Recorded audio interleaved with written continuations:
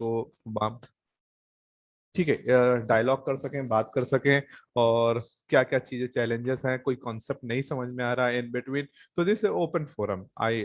ठीक है, तो अभी मैं अपनी स्क्रीन शेयर करता हूँ। स्क्रीन में मैं अपनी स्क्रीन शेयर करना है ना, तुम्हें क्या एक्सेस चाहिए? अच्छा, एडमिट नहीं हो? एक मिनट होल्ड करो। Okay, admit Chaurasia, Vivek Tripathi.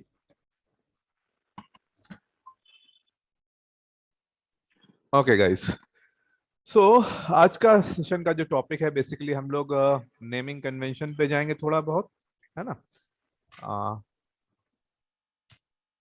Okay, so would with वेंकी में आप लोग सभी को स्वागत है।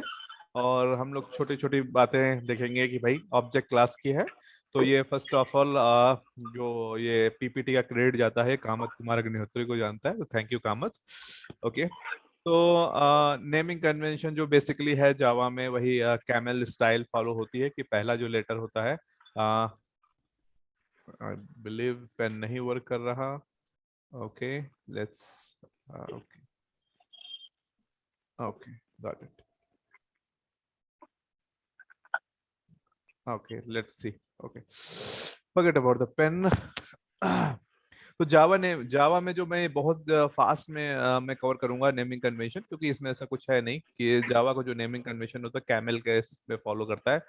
फर्स्ट क्लास वगैरह में फर्स्ट लेटर हम लोग कैपिटल लेते हैं, एज सब्सिक्वेंट अगर कोई वर्ड है तो उसको हम लोग कैपिटल में ले जाते हैं। तो for example classes, packages, variable and methods. ठीक है, मेथड्स वगैरह को हम लोग स्मॉल लेटर से स्टार्ट करते हैं एंड देन प्रोग्रेस करते हैं। All classes, interface, packages, methods, and fields on the Java programming language are according to the Java naming convention. ठीक है, कन्वेंशन का मतलब सीधा से मतलब ये होता है कि भैया ये कोई कंपलसरी कंडीशन नहीं है। अगर तुम ऐसा नहीं है कि अगर तुम इसको फॉलो नहीं करोगे तो ये प्रोग्राम तुम्हारे नहीं चलेंगे, मना कर देंगे, भ्रष्ट हो जाएगा, ऐसा कुछ भी नहीं है। But this is good good to have and good to follow, मतलब ये शिष्टाचार की कैटेगरी में आता है कि अगर अपने माता पिता का सम्मान करोगे, पड़ोसियों का सम्मान करोगे तो अच्छी बात है, बट अगर नहीं करोगे तो तुम्हें सूली पे नहीं चढ़ाया जाएगा। In short, it's a good practice that we have to follow. Compiler will not going to say anything कि भैया हम तुम्हारा प्रोग्राम नहीं चलाएंगे। ठीक है, the program must not contain any white spaces. दो भी किसी भी दो नाम के बीच में अगर हम लोग वेरिएबल ले रहे हैं तो उसके बीच में वाइट स्पेसेस अलाउड नहीं है। The name must not start with the character, कोई भी करेक्टर लाइक एम्परसेंड, डॉलर, सो इसे स्टार्ट नहीं होना चाहिए, अंडरस्कोर से स्टार्ट नहीं होना चाहिए। ठीक है, अगर मैं क्लासेस की बात करूं तो क्लासेस का बोलता है कि start with the upper case से स्टार्ट होना चाहिए and then subsequently we can go for like address class और something like that, capital letter. देखो जैसे एग्जांपल के तौर पे कलर है, बटन है, और ये सब चीजें दी गई हैं। आई डोंट नो यार, क्यों पेन क्यों नहीं चल रहा? Okay, okay, got it. Okay,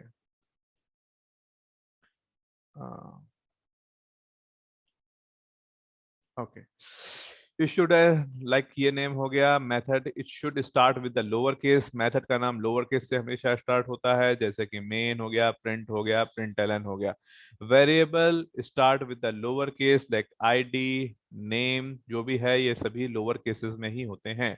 ठीक है, it should not start with the special character, मतलब नाम स्पेशल करेक्टर से ऐसे स्टार्ट नहीं हो सकते हैं, ये चीज कवर कर लिया है। Java follows the camel case syntax, naming classes, methods, and variables. If the name is combined with the two words, first and second word will start with the uppercase, and such as the action performed. ये camel case को follow कर रहा है, जैसे कुबड़ निकला होता है, पहला चीज small and then, और जो क्लासेस होती हैं वो पास्कल केस को फॉलो करती है। For example, is a Pascal is a naming convention in which the first letter of each word in a compound word is capitalized. Okay, Pascal is the similar to camel case except the first letter in the Pascal is always capital. ठीक है, ये camel case और pascal case लगभग एक ही है, केवल एक बिंदु को छोड़कर कि भैया जो पहला कैरेक्टर होगा वो कैपिटल होगा। ठीक है, ओके हम लोग ऑब्जेक्ट्स की बात कर चुके थे लास्ट सेशन में कि भाई ऑब्जेक्ट क्या होता है। तो हम लोग ने बात किया any real world entity which have two things, भाई कि क्या हो सकता है, एक बिहेवियर होगा उसका और उसका तुम्हारा एक स्टेट होगी। तो देखे जैसे एप्पल है, एप्पल का कलर है रेड है, इसकी कुछ स्टेट्स हैं, कैरेक्टरिस्टिक्स है, कुछ फंक्शनैलिटी होंगी इन दैट वे।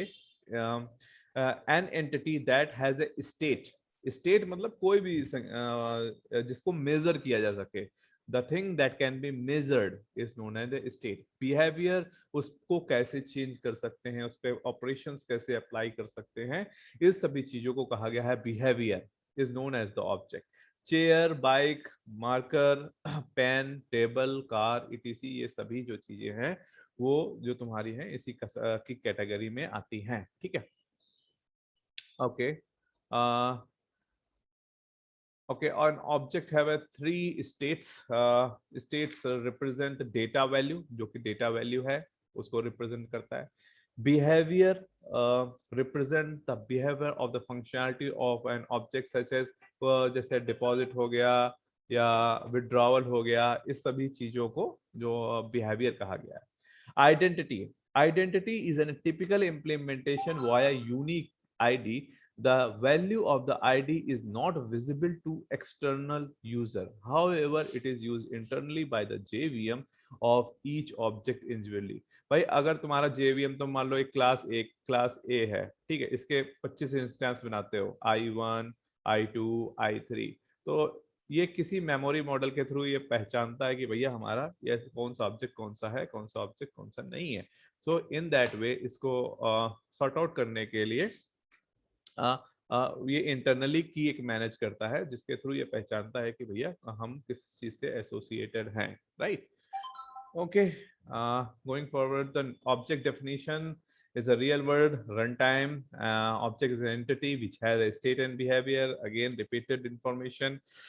क्लास क्या होती है, मैं अगेन बात रहा हूँ, क्लास एक तरीके का ब्लूप्रिंट है, या इन शॉर्ट डाई सुनने सभी होगी, डाई फॉर एग्जांपल जिससे ईंट बनाई जाती है, ब्रिक बनाई जाती है, वो जो सांचा होता है उसको क्लास कह सकते हो, क्योंकि उसी से यानी उसी की इंफॉर्मेशन सारी की डिफरेंट डिफरेंट ईंटों में छपती है। तो इन शॉर्ट अगर मैं बात करूं तो दो तीन चीजों में कैटेगराइज करना चाहूंगा। Class is a user defined data type, मतलब कि अगर कस्टमाइज्ड अपना डेटा टाइप बनाना है, यानी डेटा टाइप क्या होता है, in short what kind of data that we are going to store, जिस भी तरीके का डेटा हम अपने किसी मेमोरी लोकेशन में स्टोर करना चाहते हैं उसको बोलते हैं data type. For example integer, मैं ये इंफॉर्मेशन रिपीट कर रहा हूँ लास्ट सेशन से, integer, float and all those thing, these require different kind of bite in length, right. It might require some few bytes, it requires my extra bytes. So अगर इस combination को बना के अगर हमें एक ऑब्जेक्ट चाहिए जिसमें मतलब लेट्स से इंट एज है और ये फ्लोट सैलरी है, ठीक है, अगर इन दोनों को कंबाइन करके एक हम स्टूडेंट ऑब्जेक्ट बना दें तो ये क्या हो गया, यूजर डिफाइंड डेटा टाइप। अगर एक मोर टेक्निकल लैंग्वेज में जाने तो वो ये क्लास ही हो गया। Otherwise is known as a blueprint. Blueprint मतलब जो इंस्टेंस यानी जो ऑब्जेक्ट बनाओगे इसी क्लास से ही बनाओगे, ठीक है, मतलब इस क्लास के कई प्रतिरूप हो सकेंगे। कहाँ जा रहे हो या ऐसे कैसे चलेगा, है ऐसे नहीं हवा में कर पाओगे, बैठो, कैसे कर पाओगे फिर ये बता तुम, है ना। चलो ठीक है, जाओ। It is a local logical entity, ठीक है, ओके। तो कुछ जब क्लास हम लोग बनाते हैं तो उसमें कुछ मेन चीजें हैं जो उसको हम लोग कंसीडर करते हैं। फील्ड, फील्ड की बात हम लोग कर रहे हैं। फील्ड ही वो मेजर चीज है जो मेमोरी इंटरनली डिसाइड करती है। फॉर एग्जांपल इंट होता है या फ्लोट होता है या कैरेक्टर होता है। तुम्हारा जो क्लास बनता है उसके अंदर मेजरली प्रिमिटिव डेटा टाइप्स ही होते हैं, ठीक है, इंटीजर हो गया या मतलब डबल हो गया, स्ट्रिंग हो गया, इस तरीके के फील्ड्स के नाम रहेंगे और इसके अगेंस्ट तुम्हारी उसकी वैल्यू रहती है, नेम होती है, इंटीजर होती है, इस तरीके की चीजें रहती हैं। दूसरा क्या होता है, मेथड्स होते हैं कि भाई इन फील्डों के साथ करना क्या है, इनका क्या करना है, कैसे यूज में लाना है।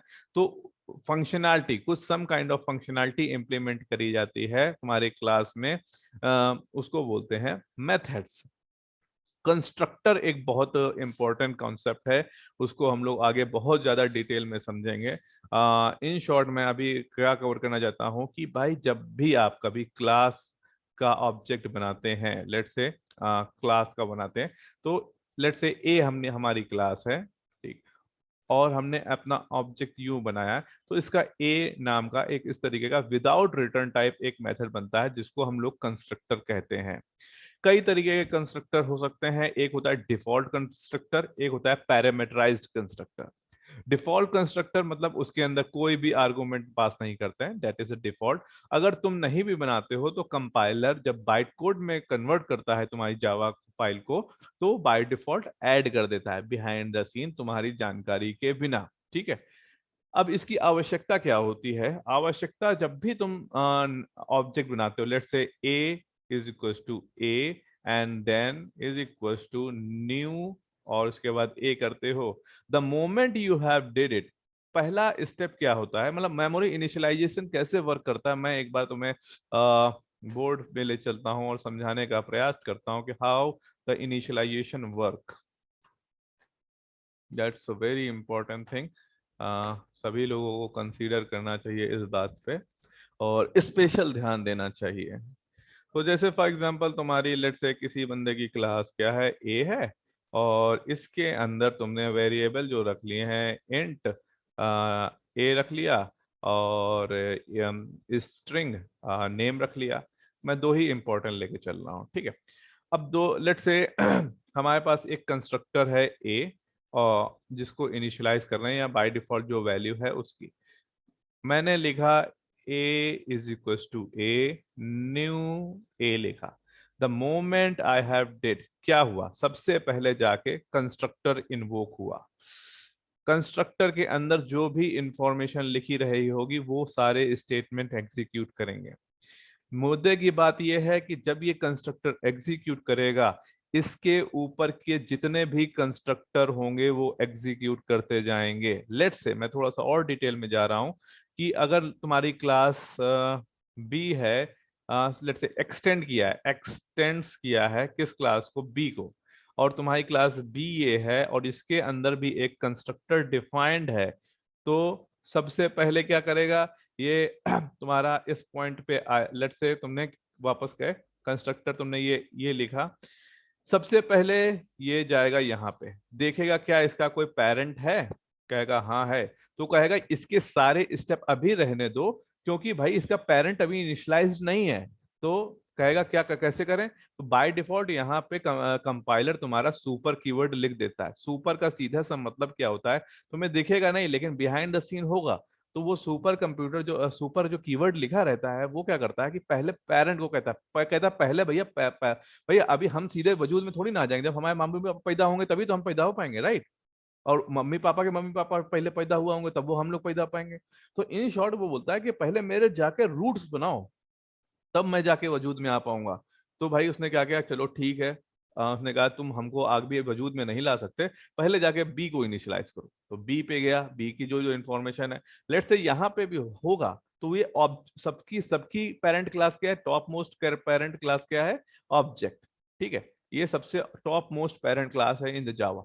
तो ये साइकिल चलता रहता है कब तक, जब तक ये ऑब्जेक्ट क्लास तक पहुंच नहीं जाता है, ठीक है। एंड इट्स जब वो काम पूरा करते करते करते करते करते तब अपनी एक्चुअल क्लास में आ पाता है, then only the initialization happens, ठीक है। और फिर मेमोरी एलोकेशंस होती हैं कि भैया अच्छा इस क्लास के लिए मान लो कुछ ऊपर से कुछ वैल्यू आ रही होती तो वो भी मेमोरी एलोकेट करनी पड़ती। देन इसका सांचा बनता है कि भैया अच्छा इंटीजर के लिए इतना, स्ट्रिंग के लिए इतना, और फला टॉपिक के लिए इतना, ये इतनी वैल्यूज चाहिए ही चाहिए, तब जाके तुम्हारा इनिशियलाइजेशन हो पाता है।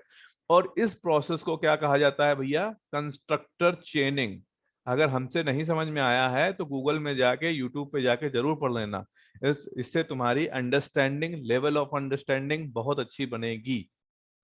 कंस्ट्रक्टर चेनिंग बोलते हैं इस कॉन्सेप्ट को, ओके।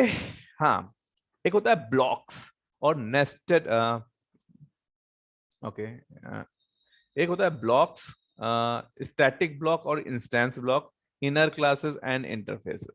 एक होता है स्टैटिक ब्लॉक, मैं और भी चीज बताने की कोशिश कर रहा हूँ। Let's say clear canvas. Okay, तुम लोगों ने शायद इस तरह की इंफॉर्मेशन नहीं होगी, लेकिन फिर भी मैं बता रहा हूँ। क्लास ए, ठीक है। अब दो तरीके के ब्लॉक्स यहाँ पे होते हैं। एक लेट्स से एक होता है इनिशियलाइजेशन ब्लॉक, इनिशियलाइजेशन ब्लॉक। एक होता है, आईआईबी और एसआईबी, सॉरी, आईआईबी और एसआईबी वाले कॉन्सेप्ट है ना सर? हाँ हाँ exactly the same thing, static block, SIB and static. तो इसमें डिफरेंस क्या होता है, what is the major difference? Like इसको तो जो इनिशियलाइज किया जाता है यूं सिंपल कर दिया जाता है, और ये इस सेकंड वाले को तुम स्टैटिक लगा देते हो, राइट? ओके, तो फैक्टर क्या होते हैं कि भाई अगर तुमने इसमें कोई भी कोड लिखा है, कोई भी कोड लिखा है, जितनी बार भी तुमको क्या कॉल करोगे, कंस्ट्रक्टर को कॉल करोगे, जितनी बार भी तुम कंस्ट्रक्टर को कॉल करोगे, this section will be going to invoked. तो कभी कभी तुम कोई काम है कि भैया जब भी हम एक इंस्टेंस बनाए उससे पहले पर्टिकुलर टास्क कंफर्म हो जाना चाहिए, कंप्लीट हो जाना चाहिए, तो उन दैट पर्टिकुलर केस के लिए हम लोग क्या लगाते हैं, इनिशियलाइजेशन ब्लॉक लगाते हैं, ठीक है। दूसरा केस क्या होता है तुम्हारा, स्टैटिक। इसके आगे स्टैटिक लिख देते हैं। ये सिर्फ और सिर्फ एक ही बार चलता है। कब चलता है? जब तुम्हारी class class loader class loader में चढ़ जाती है, यानी तुम्हारा JVM होता है, ठीक है। JVM में जब ये फाइल लोड होती है, लोड कैसे होती है? क्लास लोडर के थ्रू होती है। जब क्लास लोडर में लोड होती है, the moment it's going to be load in the memory, the first thing is happen, your static block is going to be invoked, and that is happening only once in its life cycle. Means कोई भी एक ऐसा काम जो तुम करवाना चाहते हो एक बार, सिर्फ और सिर्फ एक बार, इसको ये दोबारा कभी कॉल नहीं होगा। Okay, so that is all about the static block. देखते हैं कोई अगर एग्जांपल इंटरनेट पे मिल जाए तो अभी हम शो करके दिखाते हैं। Let's see. Okay, just give me a minute.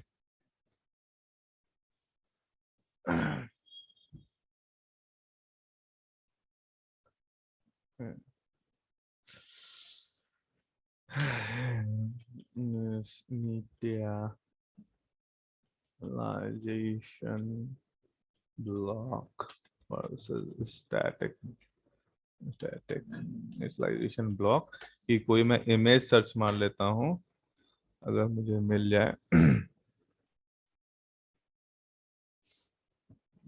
Just for the, sir क्या कह रहे हो? ये स्टैटिक ब्लॉक सर कितनी बार लिख सकते हैं किसी क्लास में? कितनी बार भी लिख सकते हो। एग्जैक्ट आंसर मुझे नहीं पता ऑनेस्टली, बट मुझे नहीं लगता there is such restriction. You can put it any number of time the way you want. Just try it and let me know as well, right? अच्छा। ठीक है, मल्टीपल बार लिखो और मुझे बताओ ये पॉसिबल है कि नहीं है, ठीक है। तो देखो ये फॉर एग्जांपल मैंने तुमको दिखा दिया भाई, ये तुम्हारी जो ओके, ये static block execute once in the loaded into the JVM। अरे यार ये तो कोड ही नहीं है, आई थॉट कोड हट गया है, सॉरी। तुम लोग को ये स्क्रीन देख रही होगी, लेकिन यहाँ पे एक स्टैटिक ब्लॉक है, शायद पता नहीं क्यों, due to any reason is not showing in the board. But यहाँ पे देखो ये स्टैटिक ब्लॉक लग गया है। ये इस तरीके के प्रोग्राम में क्वेश्चन कई बार पूछ लिए जाते हैं कि भाई ये कितनी बार कॉल होगा, वो कितनी बार कॉल होगा, मतलब 3 ऑब्जेक्ट बनाए गए हैं। तो अभी हम एक बार अगर समय रहेगा तो हम प्रैक्टिकल भी करके दिखाएंगे इसका। I will give you the some kind of practical, but let's cover the main thing. Nested class और इंटरफेसेस हम लोग फिर आगे कभी कवर करेंगे, क्योंकि दैट इज अ वेरी, मतलब क्लास इन शॉर्ट अगर अभी बात करो तो क्लास के अंदर क्लास को हम बोलते हैं नेस्टेड क्लास, और इंटरफेस अलग ही कॉन्सेप्ट है कि भैया ये प्योर एब्स्ट्रैक्शन को अचीव करने के लिए किया जाता है। आगे अभी डिफरेंस आएगा कि एब्स्ट्रैक्ट क्लास इंटरफेस में क्या डिफरेंस है, एब्स्ट्रैक्ट क्लास क्या होती है, इंटरफेस क्या होती है, तो वहां पे हम लोग मोर डिटेल में जानेंगे, ठीक है। Okay, so instance variable which is created inside the class but outside the method is known as the instance variable. Instance variable वही होते हैं, देखो अगर हम लोग इधर बात करें, देखो तो अभी हमने ये खोल के रखा हुआ है, तो इसको भी तुम इंस्टेंस वेरिएबल कह सकते हो, दो तरीके के वेरिएबल होते हैं, एक इंस्टेंस वेरिएबल होगा, एक क्लास वेरिएबल होगा। तो यानी Dharmesh, can you go and meet please. तो मतलब अगर इसमें स्टैटिक नहीं लगा है ना तो वो इंस्टेंस वेरिएबल कहलाया जाएगा। इंस्टेंस वेरिएबल क्यों कहलाता है, उसके पीछे भी एक बड़ा रीजन है भाई, क्योंकि अगर अगर देखें कितनी स्लाइड्स है मेरे पास, उसके बेस पे हम कवर करते हैं डिटेल। ओके, इंस्टेंस वेरिएबल को इंस्टेंस वेरिएबल इसलिए कहा जाता है कि अगर हम देखें गौर से, तो अगर फॉर एग्जांपल अगर हमारी कोई क्लास है, लेट्स से हमारे पास कोई क्लास है, लेट्स से क्लास ए है, अगर हमने कोई डिफाइन किया तो इंट, ठीक है, ए, अगर हमने ऐसा किया हुआ है तो इसका जो मेमोरी एलोकेशन है कब तक नहीं होगा, जब तक हम A is equal to A new A नहीं कर देंगे तब तक इसको, यानी ये क्या कहलाएगा, ये कहलाएगा इंस्टांस।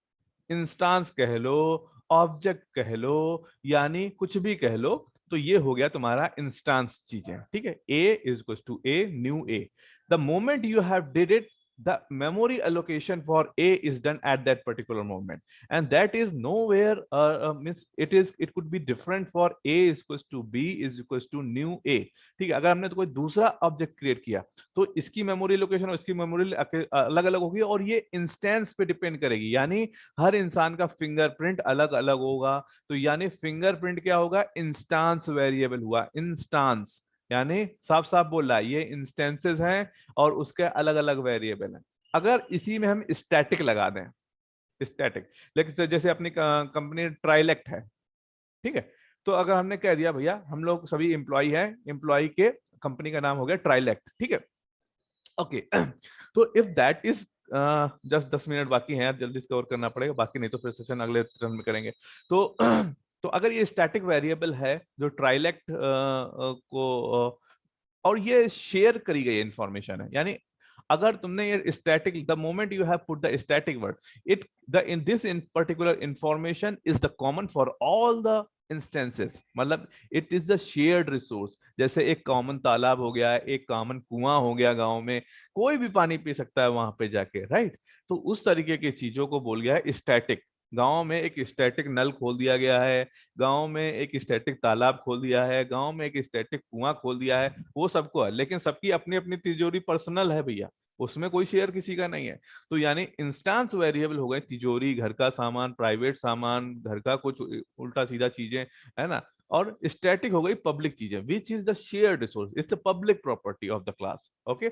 और इसका जो इनिशियलाइजेशन होता है क्लास के लोड होते समय ही हो जाता है, मतलब इस, अगर तुम शायद सीधे जाके क्लास डॉट ट्राइलेक्ट करोगे तो भी एक्सेसिबल है, यानी it's accessible to the class level as well. तो इसीलिए इनको कहा गया है क्लास लेवल वेरिएबल, ठीक है, ओके।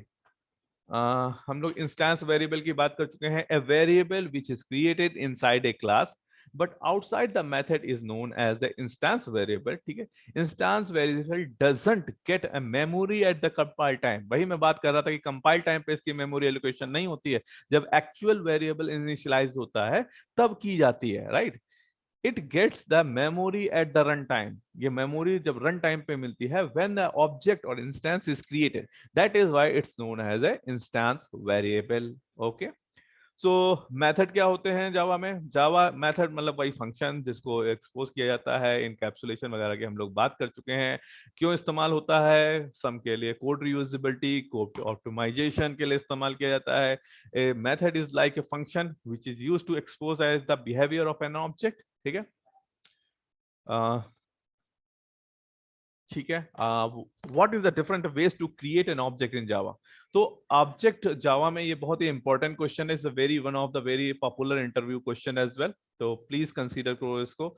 एक तो होता है न्यू वर्ड कीवर्ड का, जो सभी लोग कॉमन होंगे, सभी लोग जानते होंगे, एक न्यू कीवर्ड कर दो और ये जो क्रिएट होता है इसकी मेमोरी एलोकेट होती है हीप में। I am damn sure this memory चाहे स्ट्रिंग वेरिएबल ही क्यों ना हो, अगर हम न्यू कीवर्ड के थ्रू करते हैं तो उसकी जो मेमोरी एलोकेशंस जो होती हैं वो कहाँ पे होती हैं, वो हीप में होती हैं, ठीक है। एक होता है बाय न्यू इंस्टेंस, ठीक है, न्यू इंस्टेंस करके एक मेथड होता है जिसको हम लोग इस्तेमाल करके कर सकते हैं। हम लोग ऑलरेडी एक जो ऑब्जेक्ट क्रिएटेड है उसको क्लोन कर सकते हैं, डीसलाइजेशन क्या होता है कि भाई दो छोटे, मैं शॉर्ट में इसलिए कवर कर रहा हूँ क्योंकि ये बहुत आगे डिटेल्ड में टॉपिक है। Serialization, deserialization, these are the very detailed topic. Okay, तो सीरियलाइजेशन इन शॉर्ट, तुम अपने किसी भी ऑब्जेक्ट को अगर तुम फाइल के रूप में लिखना चाहते हो तो उसको बोलते हैं सीरियलाइजेशन, और फाइल से उठा के मेमोरी में लाना चाहते हो तो उसको बोलते हैं deserialization. In simple as that. तो ये भी एक तरीका होता है ऑब्जेक्ट क्रिएट करने का, और बाय फैक्ट्री मेथड्स मुझे पता नहीं है, वो मैं एक्सप्लोर करके बताऊंगा। इनके डेफिनेटली हम प्रैक्टिकल सेशन अरेंज करेंगे।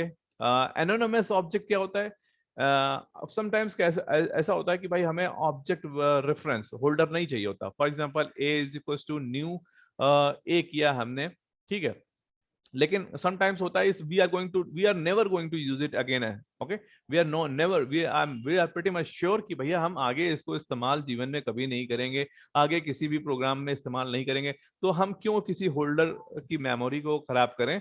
और इसको यहीं पे, यानी अगर हम लोग कुछ भी, अगर मान लो कहीं पे पास हो रहा है एज ए आर्गूमेंट, ठीक है, तो वहां पे इसको हम एज ए एनोनिमस पास कर सकते हैं, यानी इसका कोई भी होल्डर नहीं है। Once it is lost it can not be retrieve. तो ये मेमोरी एलोकेशन या गार्बेज कलेक्शन के लिए भी बहुत जल्दी एलिजिबल हो जाता है। तो मोस्टली जहां पे हम लोग आर्गुमेंट पास करते हैं या वन टाइमर रिक्वायरमेंट होती है, in that particular context we are going to use it.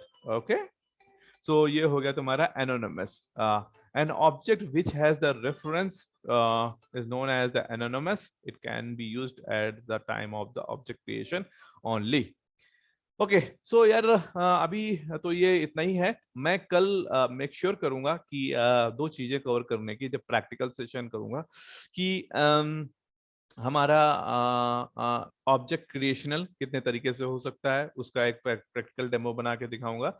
And secondly, अगर तुम लोग खुद कर लोगे तो स्किप भी कर दूंगा, क्योंकि टाइम इज वेरी इंपॉर्टेंट। अगर तुम लोग इनिशियलाइजेशन ब्लॉक और स्टैटिक ब्लॉक कर पाओ, एक दो प्रैक्टिकल कर पाओ, please just let me no, I can skip it with a very quick demo for the tomorrow. If you guys have any questions related, we have another 5-10 minutes, 4 minutes left. Please let me know.